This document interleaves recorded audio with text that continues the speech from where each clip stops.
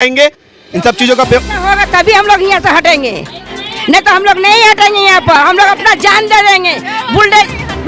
Bulldozer भी लगाएगा फिर भी नहीं हटेंगे। हम लोग झोपड़ी में अपना जान दे देंगे, बाल बच्चा लेकर हम लोग जान दे देंगे, बाकी हम लोग झोपड़ी नहीं छोड़ेंगे। इतना दिन हम लोग काहे न हटाया, जब हम लोग शुरू में रहे।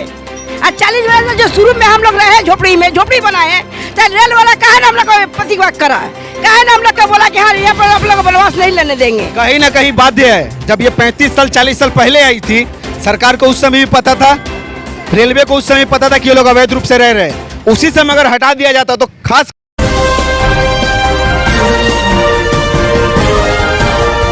दिल्ली क्राइम नजर सब पर आपको मिल जाएगा कि बहुत से ऐसे लोग हैं जो अवैध रूप से रहते हैं, या तो वो सरकारी जगह जमीन पे रहते होंगे या रोड पे रहते होंगे, ये सब अवैध रूप से रहते हैं। लेकिन ये जो लोग अवैध रूप से रहते हैं ना, ये कहीं ना कहीं सरकार की विफलता का प्रमाण है। क्योंकि जब केंद्र सरकार आई थी भारतीय जनता पार्टी की, तब माननीय प्रधानमंत्री ने बोला था कि हम गरीबी हटाएंगे।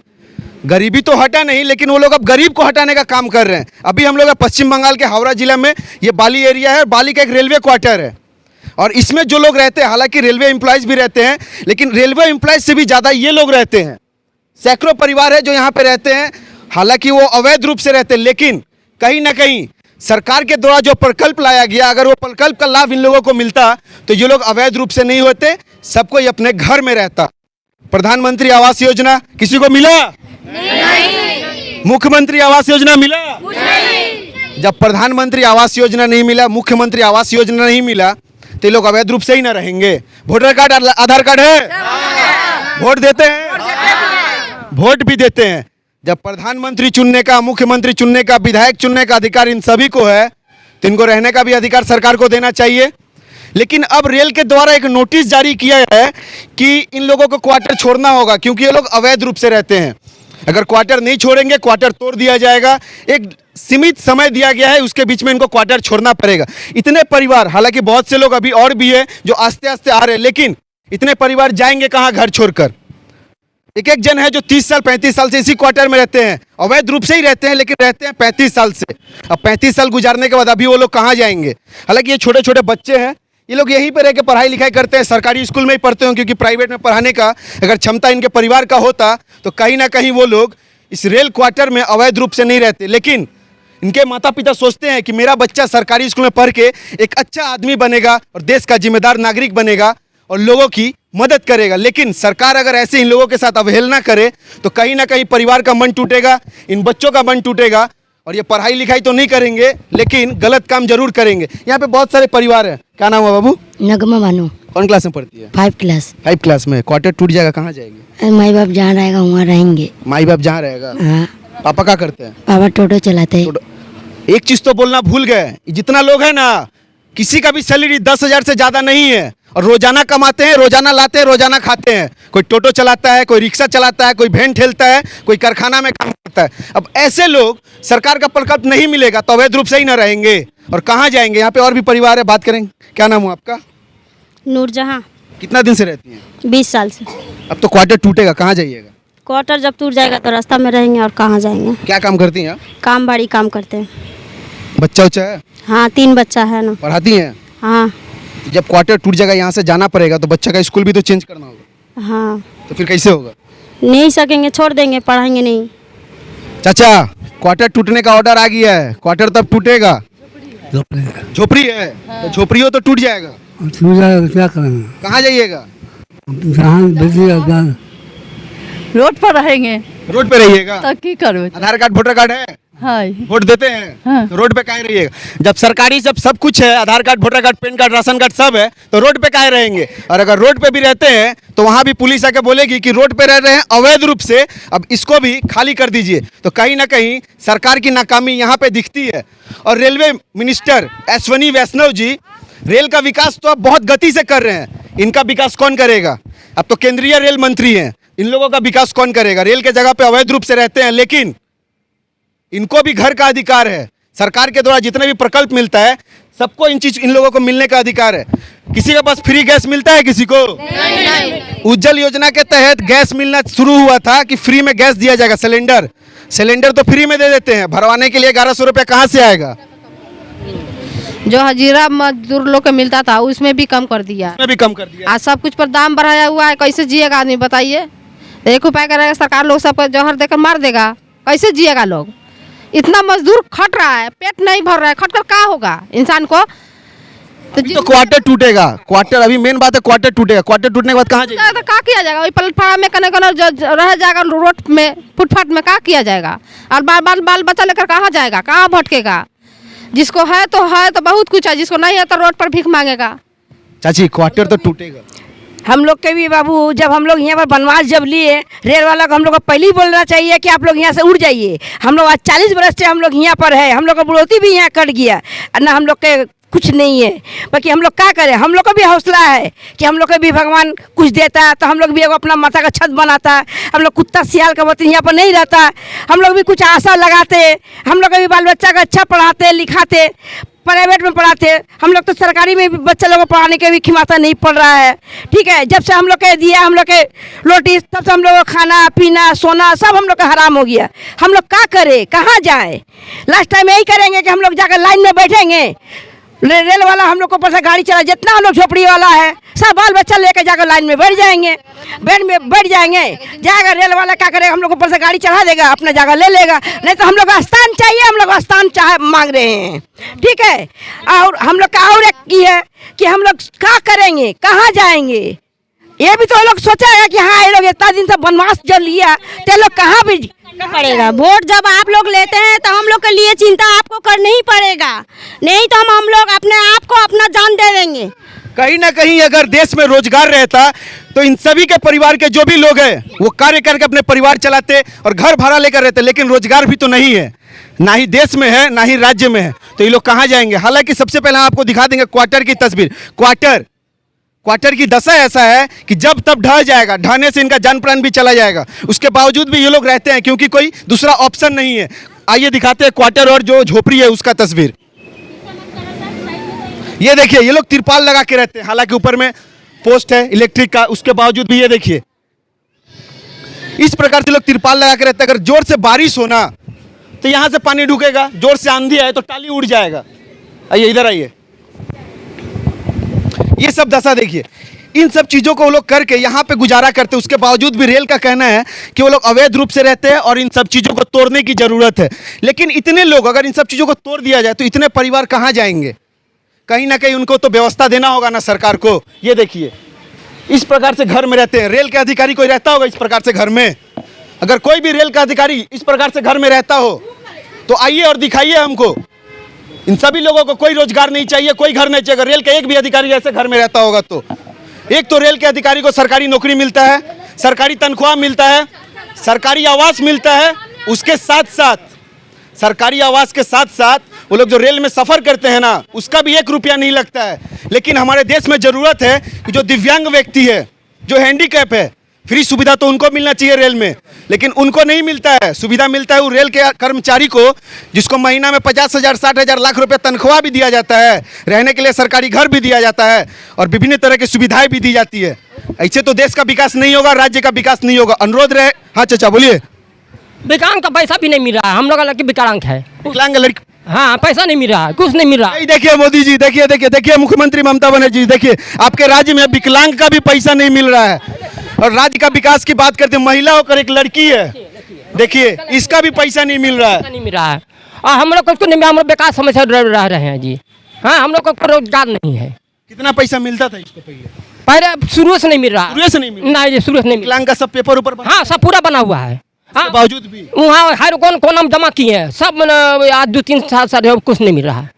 जिस राज्य में महिला मुख्यमंत्री हो उस राज्य का ऐसा विकास होता है कि एक लड़की जो विकलांग है इसको पैसा भी सूद से नहीं मिलता है, ना ही इसके पिताजी का रोजगार है। क्या करते हैं चाचा आप? हम ऐसे ही मैंने रिक्शा से चलाते हैं, ऐसे रिक्शा चलाते हैं। हाँ तो कैसे घर संसार चलाते हैं? ऐसे वही तो हाँ पे खाते हैं आस पास ऐसे। क्वार्टर टूट जाएगा, कहाँ जाइएगा? अब क्या कर, परफॉर्म बनाने फुटपाथ रहेंगे, अब क्या करूँ। अब अगर क्वार्टर टूट जाएगा तो एक तो आप है, ये चाचा है, इनकी वाइफ है और इनकी ये लड़की है। इस लड़की को लेके वो कहाँ जाएंगे? और ऐसे सिचुएशन जब क्रिएट होते हैं ना तो देश के मंत्री को, राज्य के मंत्री को इस पे ध्यान देना चाहिए। लेकिन वो तो रेल बेच रहे हैं, वो तो बैंक बेच रहे हैं, एयरपोर्ट बेच रहे हैं। कहीं ना कहीं हमको लगता है कि क्वार्टर खाली करा के इसको भी बेचने का प्लान है। तो आप बेच दीजिए पूरा देश को, लेकिन इन जितने भी गरीब है इनको रहने का एक स्थायी जगह दीजिए ताकि ये लोग अपने बच्चों के साथ रह सके। वरना यहाँ पे जितने बच्चे हैं सबका भविष्य बर्बाद हो रहा है। आज यहाँ से उठ के रोड पे जाएंगे, कल रोड पे जाने के बाद वहाँ से पुलिस डंडा मार के बोलेगी कि रोड पे आप अवैध रूप से रह रहे हैं, यहाँ से चले जाइए। फिर वहाँ से कहीं और जाएगी और ये लोग लास्ट में पछता के आत्महत्या कर लेंगे। उसका जिम्मेदार कौन होगा जानते हैं? देश के प्रधानमंत्री। जब गरीबी हटाने का बात करते हैं तो गरीबी हटाइए, गरीब को ही देश से मत हटाइए।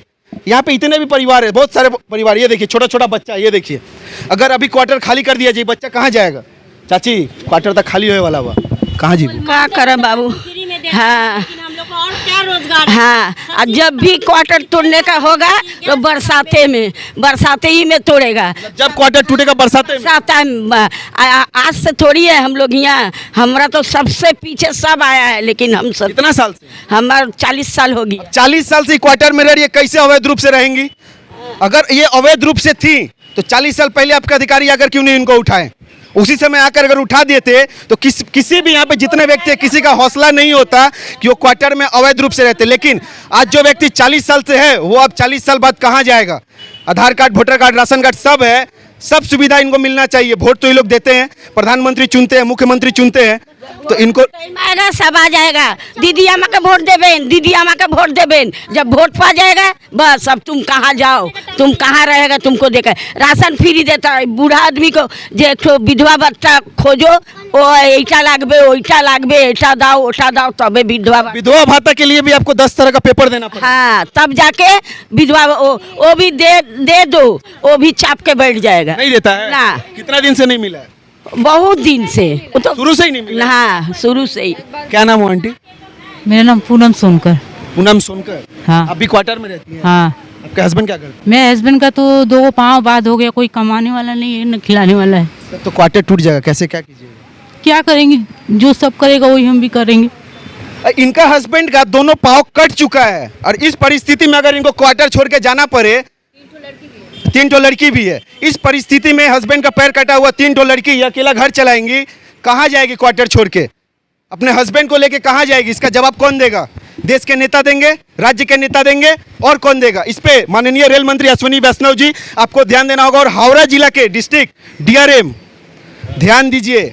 ये गरीब है, मजदूर हैं, इनको देश से मत हटाइए, इनको रहने का जगह दीजिए। रेल का जगह है आप ले लीजिए, हम कभी भी नहीं बोलेंगे कि रेल का जगह ये लोग अवैध रूप से रह रहे हैं हम इसका समर्थन करते हैं, नहीं, हम समर्थन नहीं करते हैं। लेकिन ये सभी मेरे परिवार है, सभी मेरी माँ है, सभी मेरी बहन है, सभी मेरा भाई है। इनको एक जगह दीजिए जहाँ ये स्थायी रूप से रह सके, और आप रेल ले लीजिए, लेके बेच दीजिए, जो करना है कर दीजिए, लेकिन एक जगह दीजिए। क्या नाम हुआ भाई? सोनू सरोज। सोनू सरोज। कितना दिन से रहते हो यहाँ? यहाँ रहते हैं 30 वर्ष से। 30 साल से। तो हाँ। क्वार्टर टूट जाएगा, क्या होगा? प्लेटफॉर्म में जाकर रहेंगे, क्या करेंगे? कोई देखभाल करने वाला नहीं है। क्या काम करते हो? जुगाड़ में काम करते हैं। जुगाड़ में कितना कमा लेते हो? 300 रुपये रोज। तो तुम लोग पटरी स्टेशन पे जाके रहोगे या फिर कहीं घर भाड़ा लेके रहोगे तो 2000-3000 तो घर भाड़ा का लग जाएगा। तो परिवार के मेरा 2 बच्चा है, उसको खिलाने पिलाने में, पढ़ाने में पैसा खर्चा हो जाता है, क्या करे? कुछ समझ में नहीं आ रहा। क्या नाम हुआ चाचा? हाँ, शंकर राजवंशी। हाँ? शंकर राजवंशी। कितना दिन से रहते हैं क्वार्टर में? 40 वर्ष हो गया। 40 साल से रहते हैं। क्या काम करते हैं? हम रिक्शा चलाते हैं। रिक्शा चलाते हैं। मैंने पहले ही बोला था क्वार्टर में एक भी वैसा व्यक्ति नहीं मिलेगा जो आपको 15,000-20,000 रुपया कमाने वाला दिख जाए। कोई रिक्शा चलाता है, कोई वैन चलाता है, कोई ठेला ठेलता है, कोई कारखाना में काम करता है, तो कोई रोजगार में काम करता है। चाचा क्वार्टर तो टूट जाएगा, परिवार को लेके कहाँ जाइएगा? कहाँ जाएंगे अब? का हम तो पगला होकर मर जाना होगा, और क्या करेगा? इससे अच्छा कहीं मर जाना होगा कूद के। आप लोग क्या चाहती हैं? हम लोग एक चाहते हैं कि लाइन में बैठेंगे, जाकर हम लोग अपना जान देंगे। ये होगा सरकार। हम लोग रेल का पटरी में सो जाएंगे। जैसे एक पंछी जैसे अपना खोता लगाया हुआ है, ऐसे हम लोग भी एक पंछी के बदले हम लोग इंसान, हम लोग झोपड़ी लगा के अपना यहाँ बनवास लिए हैं। हम लोग कहाँ जाएंगे?